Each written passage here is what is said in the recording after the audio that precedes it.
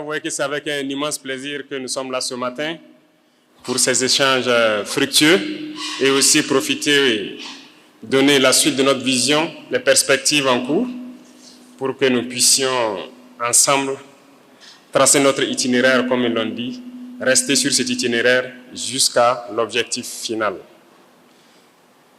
Je souhaiterais d'abord, avant tout propos, rendre un hommage donc à toutes nos forces combattantes qui sont sur le terrain, qu'ils soient les forces armées nationales, les forces de sécurité intérieure, les VDP, les Kogolwewo, ou toute personne qui œuvre pour que ces forces aient le renseignement et pouvoir progresser sur le terrain. Nous leur rendons hommage et c'est grâce à eux que nous pouvons aujourd'hui nous retrouver donc, dans certaines forêts pour planter des arbres médicinales comme on a lancé ce matin. Et c'est grâce à eux que nous pouvons nous retrouver aussi ici pour pouvoir communier, échanger sur la question donc, du développement de notre patrie. Nous avons choisi la région du Centre-Sud pour le lancement donc, de notre campagne de reforestation, mais surtout des bosquets à plantes médicinales. Parce que dans le système de santé, nous sommes dans une réforme pour prendre en compte nos plantes médicinales, qui sont donc des valeurs culturelles que nous avons depuis longtemps. Nos ancêtres se sont soignés à partir de ces plantes. Jusqu'aujourd'hui, nous nous soignons à partir des plantes. Nous voulons donc développer cet aspect pour que nous ayons le choix de nous soigner avec les plantes ou avec la médecine moderne ou en combinant les deux. Et d'ailleurs, nos chercheurs sont à pied d'œuvre pour nous permettre de nous recentrer sur nos plantes. Et je pense qu'ils ont déjà découvert beaucoup de médicaments à des dosages bien définis à partir donc de nos plantes médicinales qui contiennent des molécules naturelles et assez bien pour soigner beaucoup de maux. Donc, Manga est réputé pour sa médecine traditionnelle aussi. Donc, nous avons choisi d'être dans la région ici pour faire le lancement et l'activité va se poursuivre sur toute l'étendue du territoire, dans les différentes provinces et nous espérons dans les années à venir avoir des bosquets de ce genre dans tous les départements du Burkina Faso et que tous nos savants en la matière puissent exprimer aussi leur talent. J'ai planté une petite forêt dans ma petite ferme et tous les jours que je pars et que je suis sous les arbres, je suis très content. Ça fait une fierté qu'on ne peut pas exprimer. Donc j'exhorte tout le monde à pouvoir planter, entretenir et voir l'arbre grandir. Ça fait vraiment plaisir. Il y a beaucoup de doléances qui ont été portées donc à travers les échanges tout de suite, mais qui peuvent se résumer en quelques doléances, parce que les doléances se recoupent. Et j'irai donc point par point, si je peux dire, point groupé, pour vous expliquer où est-ce que nous en sommes, où est-ce qu'on part. Parce que c'est très important à chaque moment de pouvoir échanger et de vous dire à quelle étape nous sommes et là où on part. C'est ça aussi la révolution. La révolution, c'est communiquer et faire comprendre au peuple, aux masses populaires, qu'est-ce que nous sommes en train de faire et vers où nous allons poursuivre. Et tant qu'on ne communique pas, on ne peut pas se comprendre. Donc il y a nécessité à tout moment, lorsque l'occasion se présente, de pouvoir communiquer. Vous voyez que les ennemis de la nation, ils ne manquent pas en tout cas d'encre ou de salive pour parler, voilà, je dirais contre le Burkina ou contre l'AES. Et il y va de soi que nous aussi, nous puissions communiquer comme on peut pour que le reste du monde comprenne que ce qu'ils disent du Burkina n'est pas forcément ça. Et je tiens ici à saluer la présence donc, de M. Onana parmi nous, un international footballeur camerounais, qui est venu soutenir son frère Bertrand pour les activités de sa fondation et qui nous a accompagnés ce matin donc, au niveau de la forêt là-bas pour la plantation et qui sont actuellement dans la salle ici. Et je pense que c'est une preuve.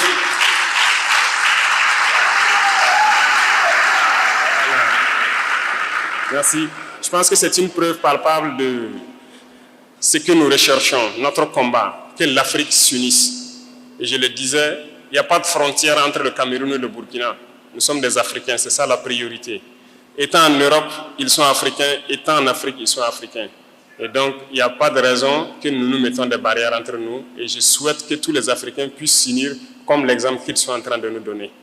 Et aussi, deuxièmement, c'est un message qu'il est venu passer aussi Parce que c'est sûr qu'étant en Angleterre, ce n'est pas évident que tout le monde comprenne la situation du Burkina, avec les médias impérialistes qui propagent du tout. Ce matin, en tout cas, il a été dans la forêt avec nous, on a fait la plantation, on a fait la route ensemble et nous sommes là. Donc, je pense que de retour à Manchester, vous les ferez comprendre que Ouagadougou n'est pas sans, le Burkina n'est pas affairé à 100 comme ils le disent. Nous connaissons la guerre, certes, mais nous poursuivons le combat et nous allons récupérer l'entièreté de notre territoire et le sécuriser. C'est ça l'objectif. Donc, merci encore à tous ces ambassadeurs-là qui font passer le message que le Burkina reste debout. Parlons de la question d'infrastructure, les infrastructures de transport. Et je le disais donc à certaines autorités tout de suite, c'est un problème crucial à tout le Burkina. Nous n'avons pas assez de routes, nous avons très peu de routes et le peu de routes qu'il y a est en train de se dégrader. Donc c'est un constat que nous avons fait, les réseaux routiers souffrent beaucoup. Voilà pourquoi nous avons décidé de lancer l'initiative Faso Mebo, qui n'est qu'à son départ. Mais l'objectif, c'est de doter chaque région d'une brigade de construction de routes. Et les premières brigades sont arrivées, vous l'avez suivi. S'il plaît à Dieu, dans quelques jours, d'autres brigades seront là. Et nous voulons qu'avant la fin de l'année, chaque région ait sa brigade.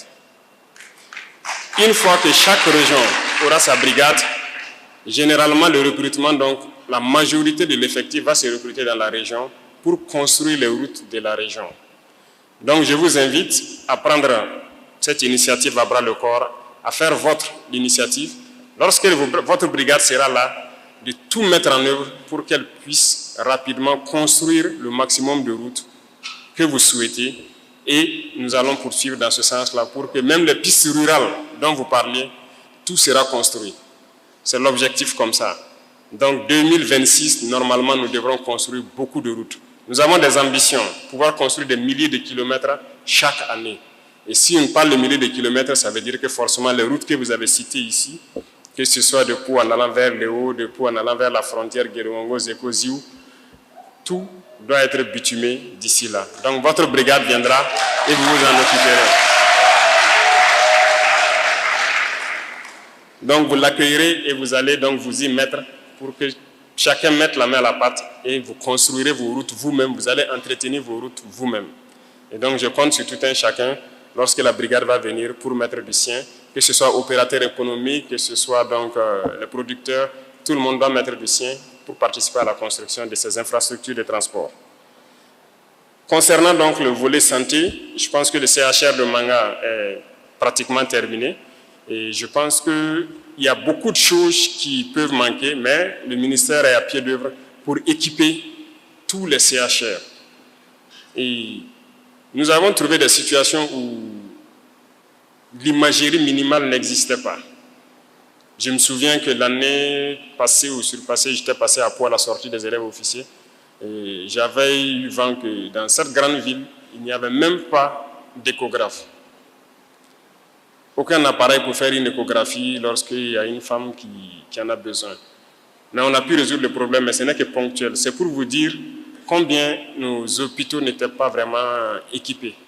Mais le ministère est à pied d'œuvre et je pense que beaucoup d'appareils sont en train d'être installés, que ce soit des appareils d'imagerie, de dialyse et beaucoup d'autres choses. C'est en cours. Donc, tous ceux qui n'ont pas encore été servis, je peux vous assurer que vous serez servis et vous n'aurez plus besoin de vous déplacer vers les grands centres pour faire certains examens. Il en est de même pour les unités de gériatrie, pour les personnes âgées. Alors, ils sont en train de réfléchir à un modèle global. C'est vrai qu'à Ouagadougou, il y a un modèle qui a été lancé à Kosodo. À Bobo, on a dû freiner la construction d'abord pour que le ministère réfléchisse à un modèle global qu'on pourra mettre partout.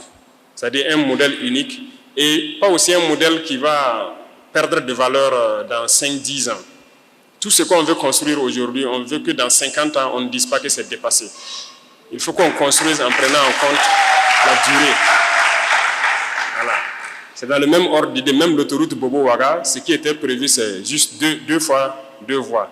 Mais j'ai dit 2 fois 2 voies, dans 10 ans, c'est dépassé. Il faut qu'on aille à 3 fois 2, sinon 4 fois 2 voies, pour que ce soit assez grand, assez large. Donc tout ce que nous voulons faire dans ce sens-là, on est en train de réfléchir pour le faire dans la durée. Donc ça peut peut-être prendre un peu de temps, mais le ministère est à pied d'œuvre. Ils nous proposeront quelque chose incessamment dans le même ordre d'idée. Dans le cas de la formation de la jeunesse, je suis parfaitement d'accord, que ce soit la jeunesse, que ce soit les femmes, il faut qu'on se forme. Il faut qu'on se forme et s'employer. Parce que, quoi qu'on dise, l'État ne peut pas employer tout le monde. Ça, c'est impossible. Mais quand on prend le monde rural, nous essayons de faire des efforts à travers les initiatives. Je pense qu'aujourd'hui, tout le monde, voilà, beaucoup arrivent à s'en sortir en termes de labour, en termes de semences, en termes d'intrants. Les gens arrivent à s'en sortir. La preuve est que la région même a été excédentaire l'année passée en termes de production. On rend grâce à Dieu pour cela. Et je souhaite que cette année encore, vous allez au-delà de la production que vous avez pu faire l'année passée. Mais le besoin de formation est énorme parce qu'il faut que la jeunesse arrive à prendre soin d'elle-même, que les femmes arrivent à s'auto-employer. Voilà pourquoi nous avons réformé le système éducatif pour créer un ministère de l'enseignement secondaire et de la formation professionnelle. Nous voulons mettre l'accent sur cette formation professionnelle. La réalité, c'est quoi? C'est à travers ça qu'on pourra réellement créer de l'emploi. Sinon, je vous prends un exemple. L'opérateur économique, quand il parlait tout de suite, il a parlé de fils, de tissus et ainsi de suite. C'est une réalité. Nous, on produit le coton au Burkina et on exporte. On a fait ça depuis l'indépendance et puis on est heureux. On nous paye, on nous fixe un prix des producteurs, là, c'est ça, non? On vous dit, on paye à tel prix, vous produisez, on prend, on part, et voilà, on a pris quelques liasses et on est heureux. Non, ça c'est dangereux. On doit transformer. Et je pense qu'on a lancé un projet à Bobo dernièrement. Certes, c'est pour l'armée, Task Force, ça devrait ouvrir en mai, mais en milieu d'exécution, on a jugé nécessaire de faire une extension pour produire du tissu qui puisse servir aux autres tenues civiles, notamment les t-shirts, les jeans et tout ce qui va avec, et produire du fil. Ce qui fait que l'unité n'a pas encore ouvert, on les a donné encore un temps supplémentaire parce que l'usine est devenue beaucoup plus grande que ce que ça devrait être. Mais le matériel est là, ils sont en pleine construction. Mon dernier passage, je suis passé voir. Et ça ne serait pas la seule usine. Il faut qu'on arrive à l'implanter un peu partout pour transformer notre coton. Nous ne devons plus vendre notre coton, par exemple, brut. On doit le transformer sur place, soit en fil ou bien en autre chose, le coton médical et tout. Jusqu'aujourd'hui, vous partez dans nos pharmacies, le coton hydrophile, ou c'est comme on appelle ça les médecins, les compresses et autres, vous payez, mais c'est du coton. On paye votre kilo de coton à 200 et quelques, on le transforme, vous partez payer quelques grammes à 1000 francs. Mais c'est la formation professionnelle qui peut nous amener à créer ou bien entretenir des machines qui doivent nous permettre de transformer ça. Voilà pourquoi on est en train de mettre l'accent sur ça. Et toute notre production d'ailleurs, production agricole, il faut qu'on forme nos mamans, nos sœurs à la transformation. Parce qu'aujourd'hui, elles essaient de le faire à petite échelle, mais il faut qu'on arrive à le faire à grande échelle.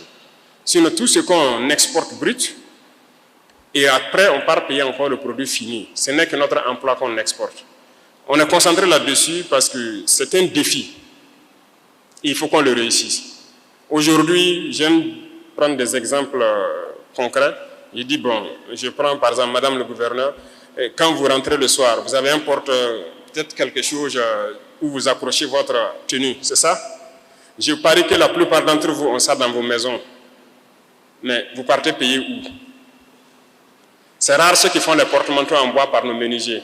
Les gens ont des piliers avec des petits bras, des porte-manteaux, comment on appelle ça? Où on enlève l'habit, on accroche. Vous payez ça, les opérateurs économiques vont nous dire où ils partent payer. C'est à Dubaï ou bien c'est en Chine où vous partez payer. Mais ce n'est qu'un métal avec quelques petites branches. On n'est pas capable de fabriquer ça ici. Vous comprenez un peu? La dernière fois, je disais au ministre, les tables-bancs des lycées.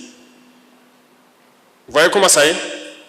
On prend un camion pour transporter des tables-bancs de Ouagadougou, de Manga, même vers un village. On met peut-être 40 tables-bancs dedans, c'est plein. Mais est-ce qu'on ne peut pas réfléchir pour créer un table-banc qui peut se plier et qui peut se déplier? Là, le camion transporte plus, c'est plus facile même pour les élèves là-bas sur place et tout. Ils ont trouvé la formule, ils vont le vulgariser. Il y a beaucoup de choses que nous sommes en mesure de faire, mais je me dis tout ça, ce sont les effets de la colonisation. L'esprit a été quelque part bouché et on nous a dit qu'il faut consommer. Pourtant non, il faut créer. Et il faut que vous croyez en vous. Si on ne croit pas en nous-mêmes, on ne peut pas y arriver.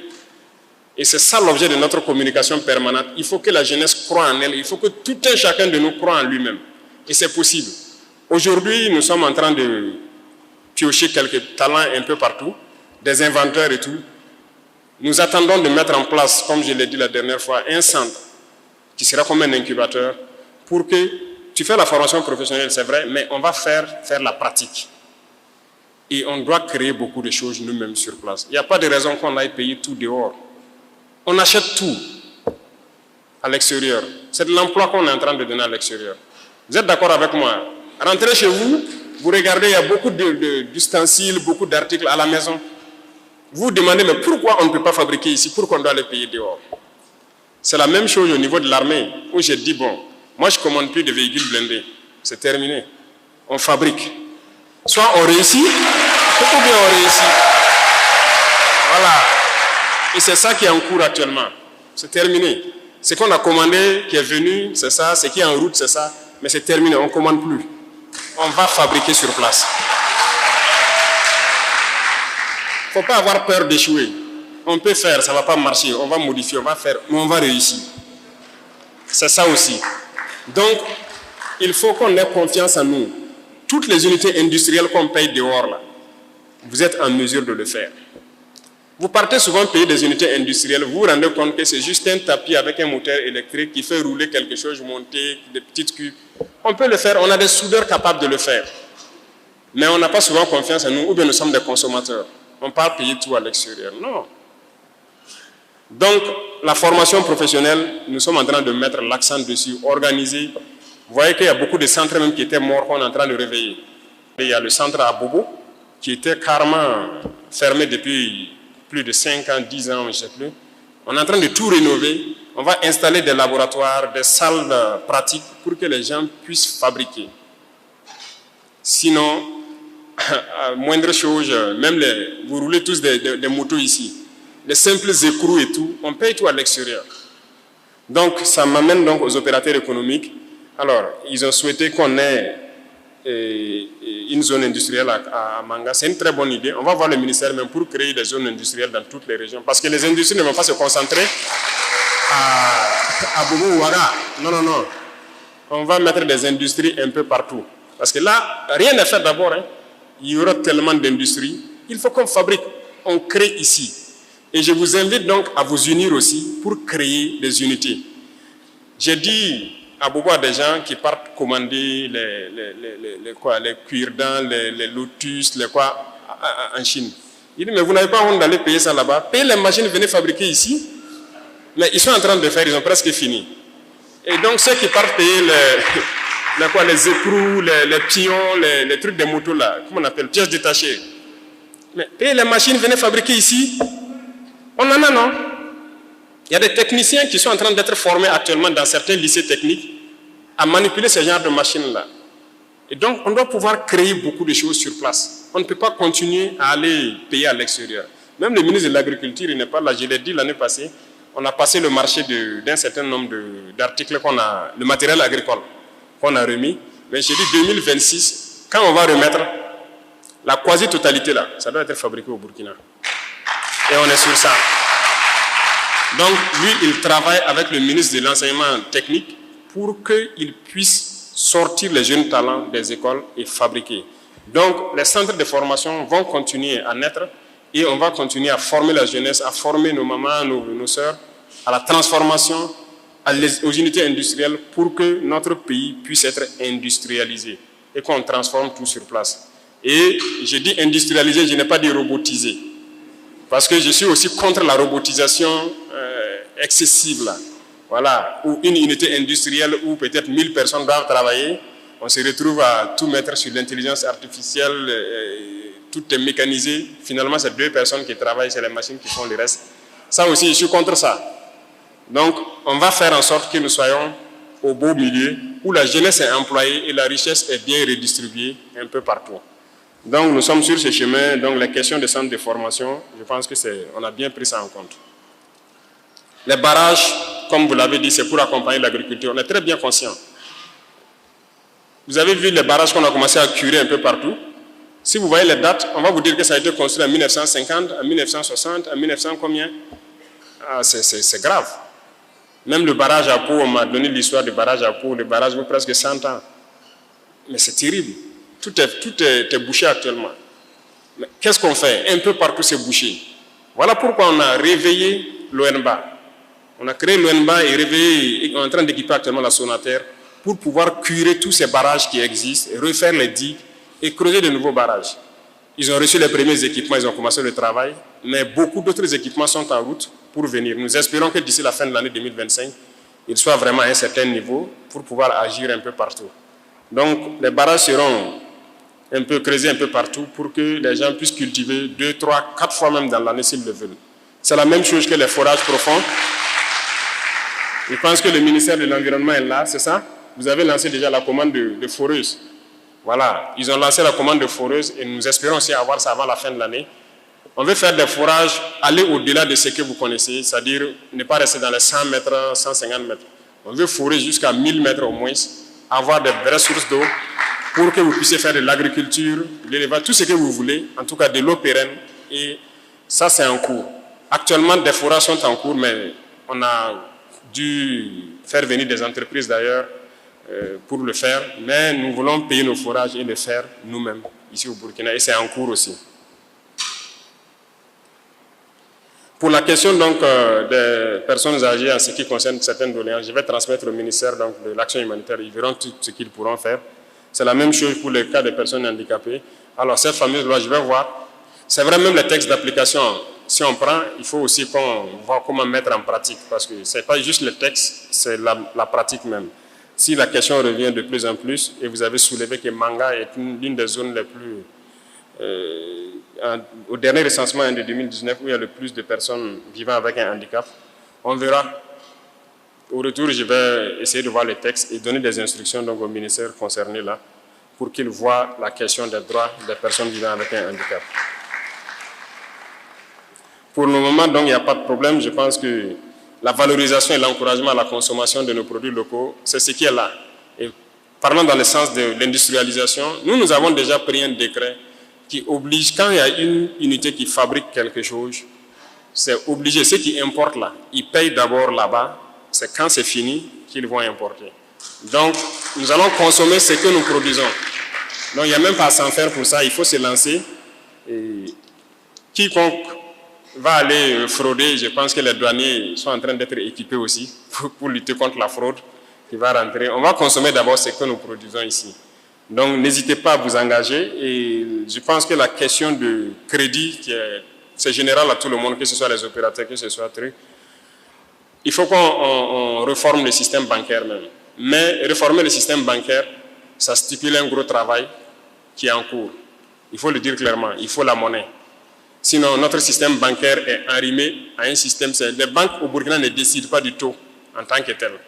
Parce qu'eux aussi ils prennent les prêts à un taux donné. Donc, ils sont obligés d'ajouter un peu ici. Et le prêt, c'est à la BCAO. BCAO, ce n'est pas pour nous. Vous êtes d'accord avec moi, non? Donc, cette question est en cours et nous espérons que ça va se résoudre et nous pourrons être maîtres de notre économie. Voilà que ça freine tout. À cause des taux de prêt en banque, quelqu'un a une idée pour créer une entreprise, mais quand il part, il voit le prêt même, c'est difficile. Question de garantie, c'est difficile. Mais parce qu'on ne maîtrise pas notre système monétaire, notre système bancaire. Donc, on ne peut pas se développer comme ça, ce n'est pas possible. Ça freine tout. Donc, quand on sera maître de notre monnaie, on va fixer un taux, il y aura une commission bancaire qui va gérer les taux de crédit et tout. Il y a des pays où le crédit c'est 1%, 2%. Hein. Ils arrivent à partir la plupart du temps. C'est comme ça, non? Mais pourquoi ici c'est comme ça? Il faut vous poser la question. Donc, on est bien conscient, le travail avance et suivez seulement. Vous verrez s'il plaît à Dieu.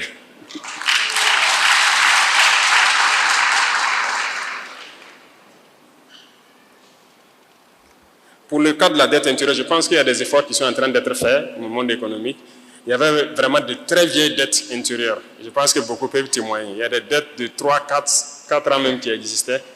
Alors, en début d'année, quand j'étais à Ziniaré, après ça, j'ai instruit de payer toutes les dettes jusqu'à la fin d'année 2023. Tout ça, ça a été payé. Et pour les années 2024, j'ai dit de payer les dettes jusqu'à 500 millions. Donc ça, c'est en cours. Et les grosses dettes, on est en train de voir ça cas par cas maintenant. Donc les gros opérateurs, on s'est dit que vous pouvez supporter un peu. On va soulager les plus... voilà, les petits opérateurs d'abord. Mais ça sera payé. Donc tout ça, ça fait partie du truc économique. Hein. Il faut qu'on jauge beaucoup de choses pour ne pas se retrouver dans une situation aussi compliquée. Donc j'ai déjà parlé de la zone industrielle. On va voir pour essayer de voir dans chaque région, créer une zone industrielle. Et ce que je vous demande, c'est vraiment de vous unir. Il y a des possibilités que plusieurs opérateurs s'unissent, créent une entreprise chacun avec ses parts et ça permet aux jeunes de s'employer. Je vous encourage à vous unir et à créer des unités industrielles. L'État va vous accompagner autant qu'on peut. Et les zones industrielles, je prends l'engagement, on va créer ça dans chaque région parce que chaque région a sa spécificité qu'on peut exploiter. Et on n'a pas besoin de venir forcément à Ouagadougou ou à Bobo pour créer. Donc j'ai pris ça, j'ai pris note et ça va avec la question d'énergie. Donc souvent aussi c'est parce que c'est à Bobo et à Ouaga qu'il y a l'énergie, dans les régions il n'y a pas d'énergie. On est là-dessus. On est dans un projet de créer beaucoup de centrales pour même rendre certaines villes autonomes. Et le truc, ça prend souvent un peu de temps de payer les groupes électrogènes et de les faire venir. Le projet d'électricité, ça peut souvent atteindre 2 ans, sinon même plus. Mais on est là-dessus. Et une fois que l'électricité est résolue, vous pouvez installer tout type de machines ici et ça va marcher. Donc, on va marcher ensemble pour développer et permettre aux jeunes de pouvoir travailler dans vos unités industrielles également.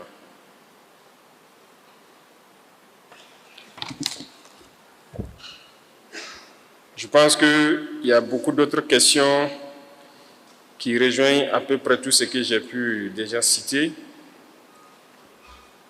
L'accès au financement. Donc, venons maintenant au monde estudiantin. Alors, donc, comme ils l'ont souligné, nous avons déjà commencé à travers l'initiative, nous avons lancé un projet déjà qui a commencé, ils ont commencé à construire un amphi au moins ici avec des bâtiments administratifs. Et c'est un peu partout au Burkina. Dans tous les centres universitaires, on a décidé de faire au moins un amphi, un bâtiment ou 2 amphis, un bâtiment. Un peu partout, les constructions ont commencé. Mais on sait que ce n'est pas suffisant, mais on part au rythme où on peut. Donc, soyez indulgents et patients. Et on sait que le gap est très, très, très grand entre le nombre d'étudiants et l'infrastructure qui existe un peu partout au Burkina. C'est très déphasé. Mais nous sommes en train de travailler à remettre à niveau, que ce soit les salles de cours, que ce soit les laboratoires, on va tout remettre à niveau. Donc, il faut s'y mettre et nous donner juste un peu de temps pour qu'on puisse aller de façon très sereine. Donc, je peux vous prendre l'engagement, que ce soit même vos services sociaux, c'est-à-dire les restaurants universitaires, comment on appelle ça, les logements et tout ça. On est bien conscient, mais ça a commencé dans certaines régions et ça va venir aussi petit à petit dans toutes les régions. Parce que là, il faut qu'on s'y mette nous-mêmes. Les besoins d'eau potable, bon, il y a beaucoup de filières qui font l'eau potable. L'initiative qui construit creuse des forages. Le ministère de l'Environnement aussi est en train de creuser beaucoup de forages. Il y a beaucoup de projets, mais même des projets d'infrastructure où il y aura des forages dans des lycées et collèges et même des écoles primaires. Donc, on veut résoudre aussi la question d'eau potable dans toutes nos écoles parce qu'on a instruit de mettre en place, d'initier les enfants à l'agriculture. Et qui dit initier à l'agriculture, il faut forcément de l'eau potable. Donc, on a déjà réalisé dans beaucoup d'écoles qui ont déjà commencé à produire. Souvent, le ministre m'envoie des images de certaines écoles où vraiment les enfants apprennent à produire et c'est très bien. Donc, avec ça, l'eau potable, on est en train de creuser un peu partout dans toutes les écoles.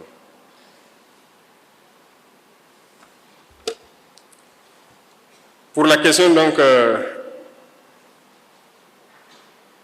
bon, j'ai parlé des équipements médicaux, je pense. Tout ça, c'est un vaste programme avec l'initiative qui est en train de transformer les centres de santé. Vous voyez, les CSPS dans les différents départements, généralement, bon, l'infirmier est là, consulte, c'est des maladies courantes, et peut-être nettoyer quelques plaies. Dès qu'il y a une complication, il faut qu'il transfère vers un centre. Souvent, il n'y a pas d'ambulance, il n'y a pas autre chose. Donc, l'initiative a été créée pour mettre à niveau les centres de santé au niveau des départements. C'est pour dire qu'on va transformer ce que vous connaissez d'habitude, CSPS, en ce qu'on appelle centres de santé communaux. Parce qu'on veut mettre un minimum à l'intérieur. Il faut que dans ce centre de santé, il ne faut pas qu'on évacue quelqu'un pour une question d'opérer une appendicite ou quelque chose. Non, on doit pouvoir faire de la chirurgie sur place. On doit pouvoir faire de l'imagerie, c'est-à-dire les radios, les échographies, on doit pouvoir faire les examens de sang, on doit pouvoir transfuser le sang. Donc il y a un certain nombre de critères qu'on a mis en place pour qu'au niveau du département, là, on puisse faire ça.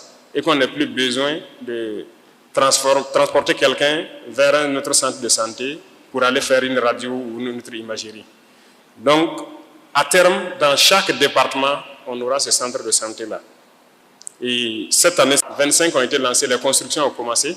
Et 2026, on va encore lancer un certain nombre. Donc, c'est progressif.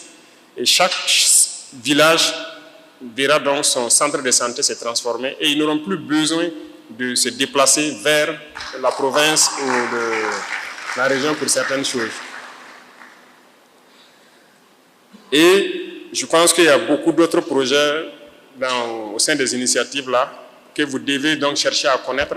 Les gouverneurs ont été formés la semaine passée ou c'est cette semaine pour les donner l'information sur les initiatives. Et je pense qu'à leur tour, ils doivent aussi donner l'information aux commissaires et préfets pour qu'ils donnent l'information à la population pour que vous compreniez qu'est-ce que nos initiatives contiennent. Quand on parle d'initiatives pour l'éducation, qu'est-ce qu'on va faire? Tout de suite, je parlais qu'on est en train de construire des écoles. Peut-être que beaucoup ne sont même pas au courant. Voilà que l'étudiante a dit qu'on est en train de construire un amphi à Manga et ainsi de suite. Un peu partout, on est en train de construire, renforcer les infrastructures des écoles. Quand on parle d'initiatives de santé, peut-être que beaucoup ne sont pas au courant. Mais il y a beaucoup de zones, les 25 où ça a commencé déjà, ça veut dire que dans peu de temps, avant la fin de l'année, leurs centres de santé seront transformés. Et ils auront leurs médecins et tout ce qu'il faut avec pour pouvoir travailler sereinement. Bon, les initiatives pour l'agriculture, ça au moins, ça touche la grosse majorité de notre population. Beaucoup sont au courant déjà. Mais il faut que vous sachiez que ce n'est pas uniquement l'agriculture, il y a l'élevage. Et il y a la pisciculture, par exemple, qu'on est en train de développer sur certains barrages qui existent. Il faut donc s'approprier toutes ces initiatives-là. Il y a Faso Mebo, comme je l'ai dit, qui est lancé, qui concerne la construction des routes, mais aussi l'embellissement de nos villes. Certes, vous voyez à la télé aujourd'hui où on fait les pavés et tout, mais l'objectif principal, c'est de désenclaver, construire les routes. Et chaque région aura donc sa brigade. Donc, je vous exhorte à pouvoir faire la communication pour que la population comprenne que contient chacune de nos initiatives, quel est l'objectif et qu'est-ce qu'on doit réaliser à terme pour chacun. Et là, ça permettra aux gens donc de pouvoir s'inviter, participer activement et entretenir tout ce qui sera fait dans le cadre donc des différentes initiatives. Et tout cela, ça se fait dans un esprit donc de discipline forcément, d'unité et de révolution. Voilà.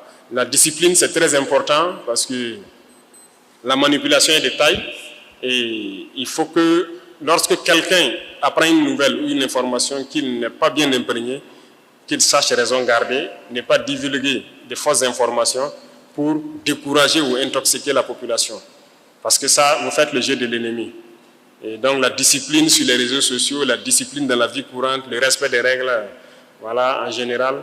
De toute façon, la semaine prochaine, un texte va sortir, il y a une brigade qui sera créée pour la question de discipline. Voilà. Actuellement, on le fait, mais c'est carrément un truc structuré qui le fait. Notamment, les gens voient seulement, c'est au feu tricolore qu'on arrête les gens et qu'on les fait travailler.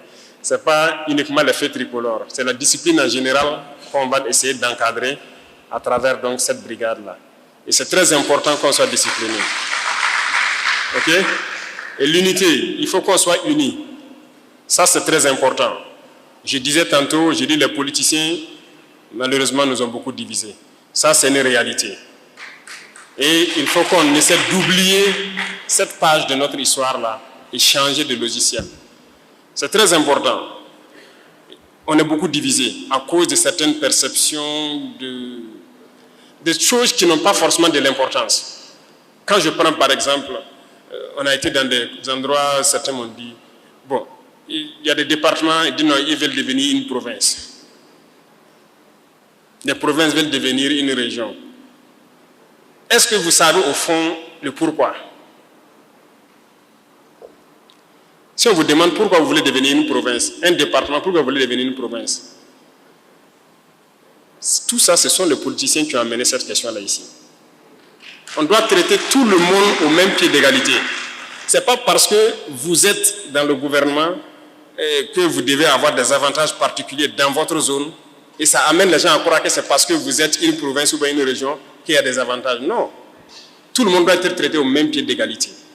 Et donc, il faut qu'on oublie ces choses-là. Sinon, si vous êtes un département, vous dites que vous voulez devenir province, ok. On va vous créer un haut commissariat, vous envoyez un haut commissaire, et puis quoi? Je ne sais pas, il y aura quoi qui va suivre? C'est ça une promesse, non? Ça ne donne pas droit à autre chose. Mais c'est parce que dans le temps, les gens, ils sont fortement liés, voilà, au régime. Ils font peut-être quelques petits trucs qui arrivent dans leur zone. Et puis bon, on s'est dit, non, c'est parce qu'ils sont devenus une province qu'il y a ces avantages. Non, non, non, c'est pas vrai. Voilà pourquoi on a créé ces initiatives-là. Tout le monde sera mis au même pied d'égalité. Les infrastructures seront construites partout. Les questions de développement, ça va intéresser tout le monde. Les initiatives, là, est-ce qu'on dit que c'est telle région, telle région, telle région? Non, on les fait partout. Quand on dit de payer du matériel agricole pour labourer les champs, partout où on peut labourer un champ, on laboure. Il n'y a pas une zone où on parle labourer, on demande de l'argent, et puis une zone où on dit de labourer gratuitement. Est-ce que ça existe? Ça n'existe pas. Donc, on veut traiter tout le monde au même pied d'égalité. Nous allons redécouper, mais en tenant compte de la situation sécuritaire, mais de la défense future. Voilà, parce que le terrorisme va finir. On a appris des leçons du terrorisme. Il faut qu'on organise notre territoire pour le défendre, pour que plus jamais quelqu'un ne vienne perturber notre quiétude. Donc, quand nous allons sortir cette redéfinition donc, de l'espace-là, on veut que les gens s'approprient ça. Ce n'est pas une question politique, c'est purement sécuritaire et c'est que les gens s'approprient. Et c'est dans le but d'organiser notre défense pour que les gens ne puissent plus jamais venir perturber notre quiétude lorsqu'on va finir cette question de terrorisme-là. Donc, il faut rester unis. Il faut bannir certaines anciennes idées reçues, voilà, qui nous ont beaucoup divisés, qui ne nous avancent pas du tout. Ça ne nous avance en rien. Tout ce qu'on pourra faire pour chaque zone, on le fera. Tout de suite, cette idée de zone industrielle dans chaque région, moi je suis parfaitement d'accord. Il faut qu'il y ait une zone industrielle dans chaque région, que les enfants de la région se soient donc employés dans ces différentes industries qui seront créées là. Mais avant, c'était concentré seulement Ouaga Bobo. Mais je peux me dire que c'est la question de l'électricité. Mais il y a aussi d'autres considérations. Voilà. Donc, il faut qu'on arrive à oublier le passé politique là. Je ne sais pas comment vous expliquer ça, mais vous êtes au courant, vous connaissez de quoi je parle. Il faut surpasser ça. Il faut s'unir et pouvoir construire tous autant que vous êtes. Chacun peut apporter quelque chose. Et d'ailleurs, lorsque les 4 prochaines brigades vont venir, ça sera 6 régions, on va lancer une initiative pour que chacun contribue dans sa région pour construire les infrastructures de sa région. Donc, il faut vous préparer. Lorsque la brigade de la région sera là, ce sera vous qui allez cotiser pour construire toutes vos routes. Ce qu'il faut apporter, je veux dire, l'État va faire sa partition, mais chacun peut faire aussi ce qu'il peut faire. Actuellement, c'est ce qui se passe un peu partout à Bobo et à Ouaga.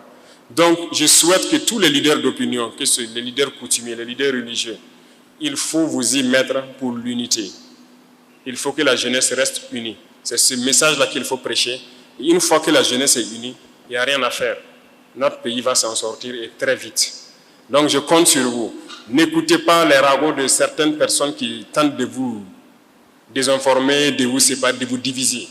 C'est très dangereux parce qu'il y a des individus, on ne peut plus rien pour eux. Peu importe ce que vous avez fait, c'est-à-dire congénitalement, il est aliéné, il ne peut pas changer. Voilà. L'esclavage, là, c'est dans son gène. Il est génétiquement esclave, congénitalement aliéné. On ne peut pas les changer. Ces genres d'individus aussi, il faut les laisser continuer à taper leur tam-tam et vous avancer.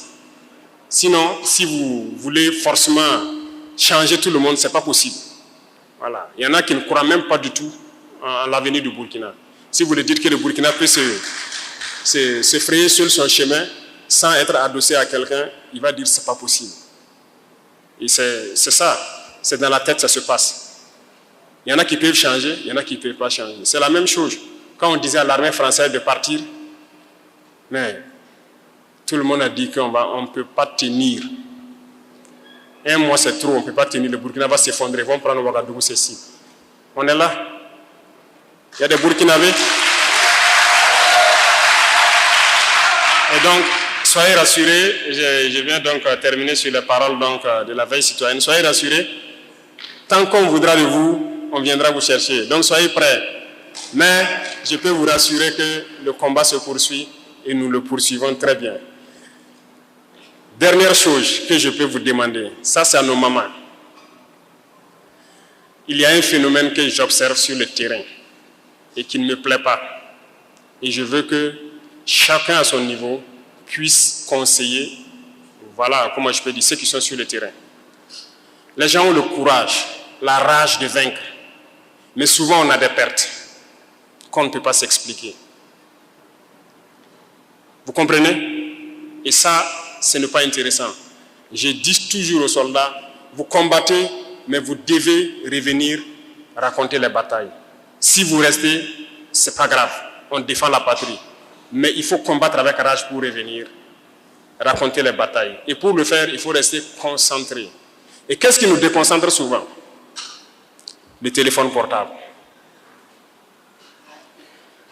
Mais nos chères dames, quand on part en mission, même si on fait 2 mois, 3 mois sans nouvelles, ça peut perturber.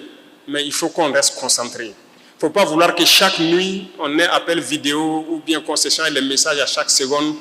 Ce n'est pas possible. Il faut laisser les gens concentrés.